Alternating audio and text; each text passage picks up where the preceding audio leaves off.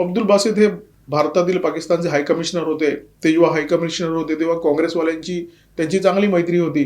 Gaurav Gogoi youth काँग्रेसच्या शिष्टमंडळासह जाऊन अब्दुल बासित यांना भेटले होते, त्यांच्याबरोबर चर्चा केली होती आणि त्यांचा त्यावेळेचा जो फोटो आहे तो प्रचंड गाजला होता.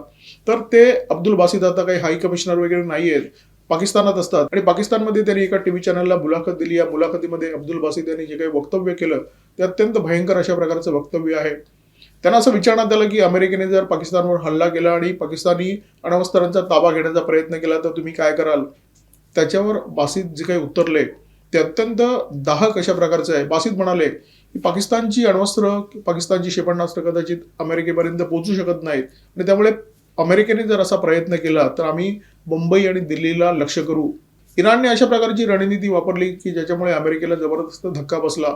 इराणने काय करणं अपेक्षित होतं. आखातामध्ये अमेरिकेने जे नौदल तैनात केलं आहे त्या नौदलावर इराणने हल्ला करणं अपेक्षित होतं. इराणने ते हल्ले केलेच, परंतु फक्त तेवढेच हल्ले केले नाहीत. इराणने हल्ले केले UAEवर, इराणने हल्ले केले सौदीवर, कतारवर, ओमानवर, इराणने हल्ले केले बहरीन आणि कुवेतवर. आखातातील जितके अमेरिकेचे मित्र देश आहेत आणि त्या देशांमध्ये अमेरिकेचे जे जे तळ आहेत त्या सगळ्या तळांना लक्ष करण्याचं काम इराणने केलं आणि त्याच्यामुळे अमेरिकेची प्रचंड गोची झाली.